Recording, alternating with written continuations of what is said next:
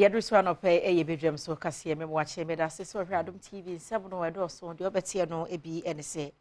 Youth Employment Agency no wo mo efrasie ya sikaya beboa ama garment and apparel model no akoye no we frasie ede masa so na posifo abo mo moden ya sesa subdua ba ewo gode no ye ben hohoi ewo framantem no emu domina se so wo mo wo hono mo chemu a ene kwantempo wa mpanifo ye no wagya to wonti ama sese no akoni abade ho nsem ato siniwe ne nsem ahodo bi nam de so mo se bedwam so kasia no pe wo hia me afrɛ me anoche waba ajwa se wa finchemu no mede to so amawo Youth Employment Agency wonom echemu a foforo kwa wo mode abebo atan eye garment and apparel model na wo mu frase a wo ye ho adwuma we ye eye mabunu be ye empem mienu over 2000 ene wo betete wonom ewo said yesi pamade mu chese fashion designing no emu na wo chemu a ene nipa be ye aduo no ena wonom ebenya sikabotina wodi ebefri adwuma no ase ye adom kase ede achire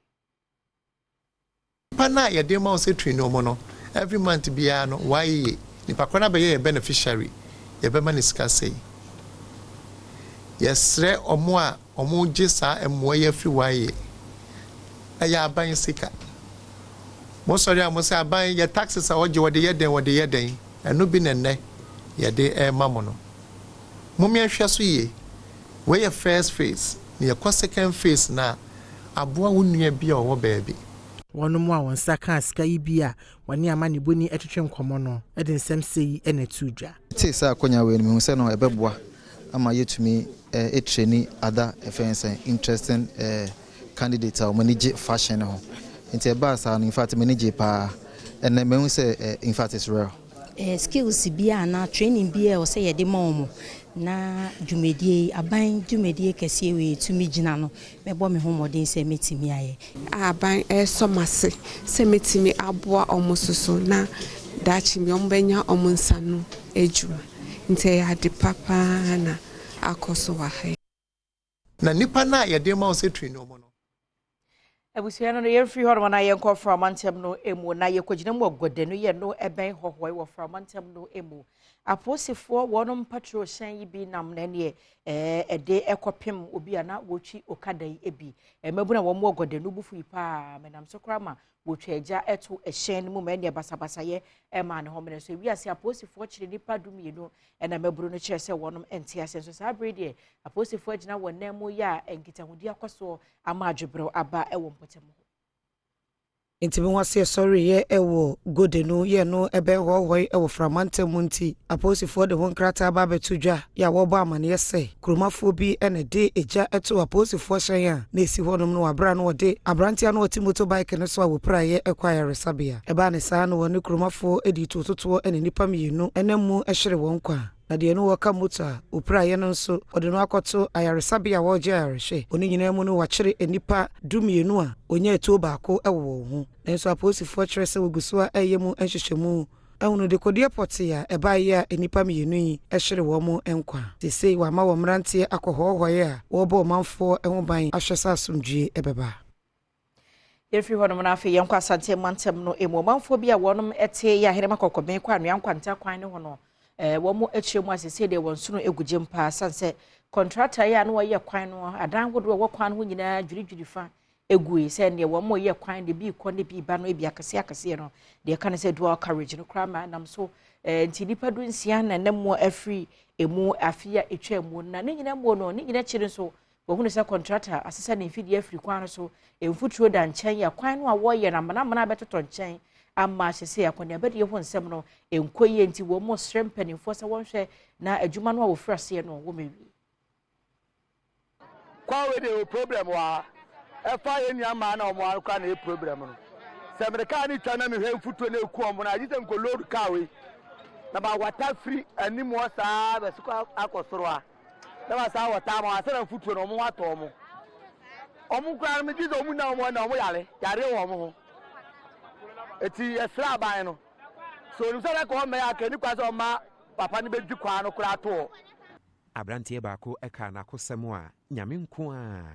enka wo firi mu wo bra kai baako a no oba efiri ni kwa mu tisi form opechi number 1 a enka wo ya kwato amenemu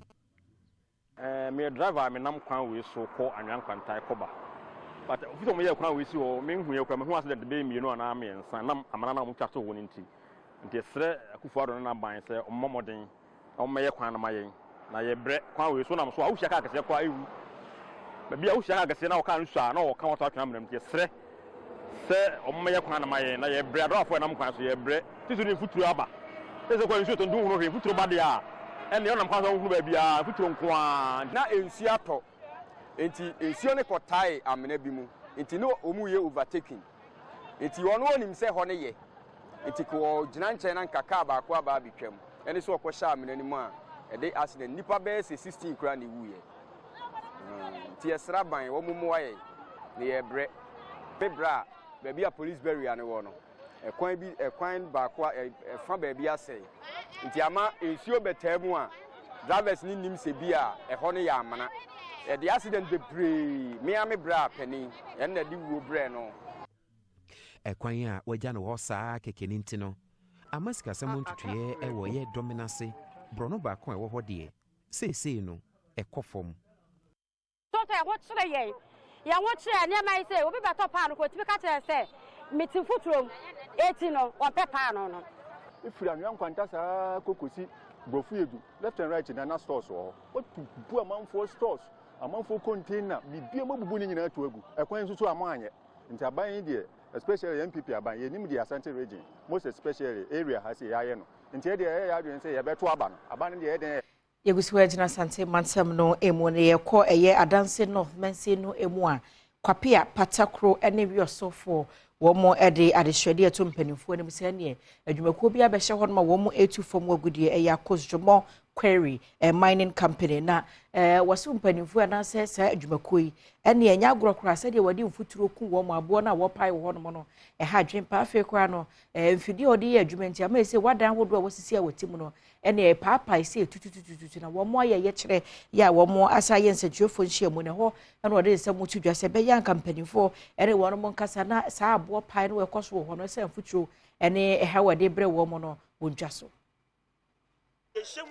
na ye ma wiase nyina hu ye ma abana wu ye ma adwako na hu se so man to ho anamon dia ene ye momo na wotwe mienu pe ye momo na wotwe mienu pe ye no mo be siso ye no mo be fie ni pa ene age se soldiers for ana ebem na se moja na be hwegu moja be hwegu ye be sra aban se no so emblem ma ye imano koja jukum ene manfo bia wotempotem ho no mo a sa adwumakui dwumadi a wodie den sunsanso bone eja wonso no e de adesrede atu EPA asoya ehwe ensase ene emu nododue so aban national security ene adanse north mensini no anim se ome wonom emmoa blast no ama sesi a bebre e da akrakakra enti yeso sesi a ne ye da atomo so mfafo anim yeso ne se womo bra na adwumafo no won ba hwa obi a ne da akrakra ne nyama asese no womo de obato mo fama no ato aba ndo ba repair na da so bi aba we first warning na second warning ne ba na third warning ne ba na se trigger dia omo hu yeye na me hu ye ba bi for class ye ba ye sa adwuma no ye ti kwaji asase esisi adama wo mo kwachi enso ye de ya hu ne sa ye hu ya no so wo mo ye osu bempa eye adwumakue yi anamusini okire mu se sobo amanfo edi abo wo no mo no nokure bia enim me outstanding bia payment bia mo bia o me payment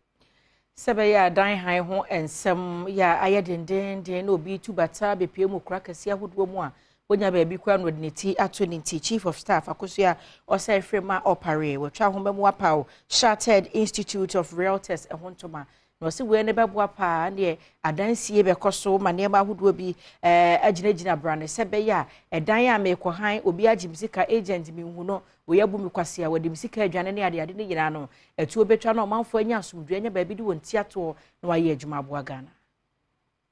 Establishment of the Real Estate Agency Council by the Real Estate Agency Act of 2020, Act 1047, is helping to address the inefficiencies, exploitation, fraud, and arbitrary practices in the real estate sector.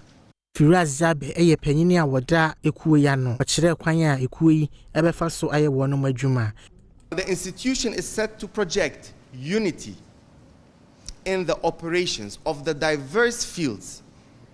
within the building environment. And we aim it to be on a global scale. And actually, and Francis Asenso Boache, ya yes, wafua will show works and house and so, and then in some, it was so a would you medina say. The industry is a major source, as you all know, of job creation,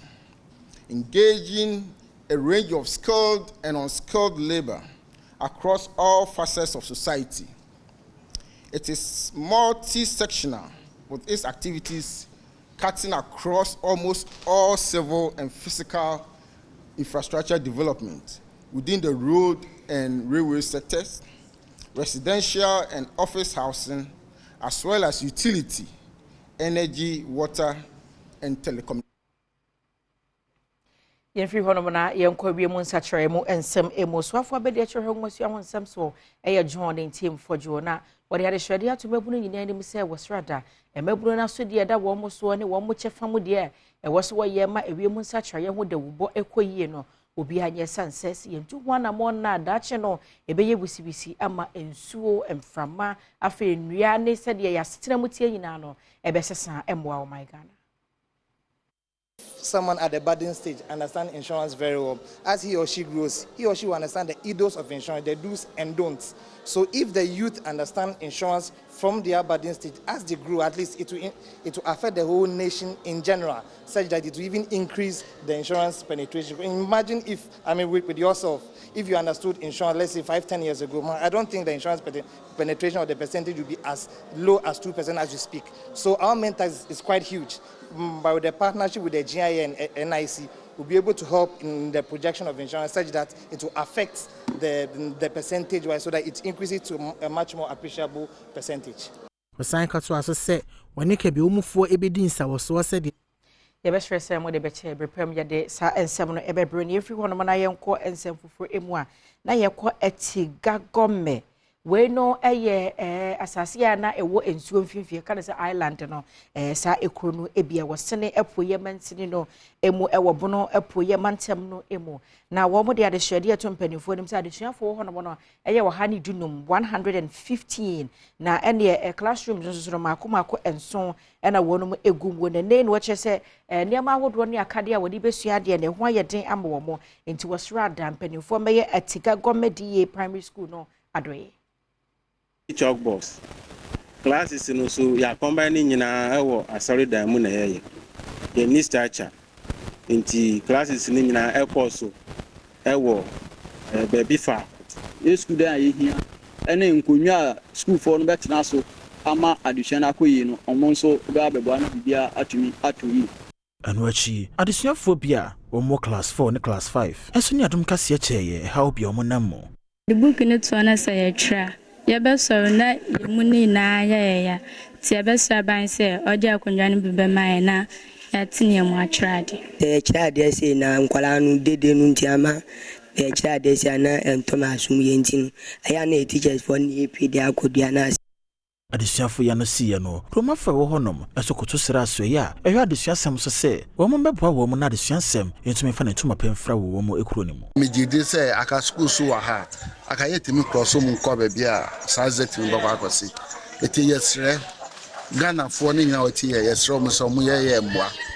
ne krakra no mesne krache wasne east kofijima enso ketwa to se ye bae no na enkonya ne bibia ni ho nti assembly no na apɛ saa two tables ne teachers chairs ne enkonya enkwala ne te so no abre na community nso so support ye ɛwɔ saa Pentecost asɔre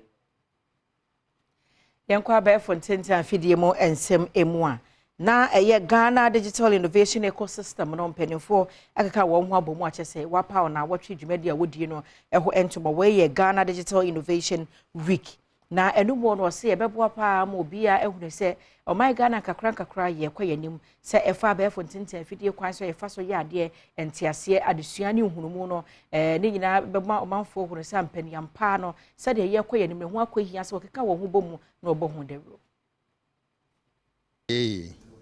enye sebe obi a wako school nku ena ode ne ho gimo yeyi efi se anamona yetu no yetu se beboa obia owo Ghana ha se wako school se unko school so ya koda so ya penny so ya oba so ya bema ese ubia edine ho gym omo launch website ya obetimi akọ na akọhwe program a omo na wahwe ade a wo wanigi ho program no. Israeli ambassador to Ghana, Her Excellency Shilomit Sufa, no kade to aso se wo hwekwan se enipa eba be ka bomu no wa kyerɛkyerɛ wadwen ede eniema ebetimi abo man yi atodwa. We are still in the process of designing the elements of the program, and this is why we encourage everybody who is watching us to follow us on our updated website and social media. We also expect people to contribute. We wish people to contribute ideas and suggestions for the different elements of this week. Meda se wahwe bedwam kase anopei wuhia me afrem anoche wa ba ajwa se wa meda me ho abeba da obokwata na poso ebeto aso.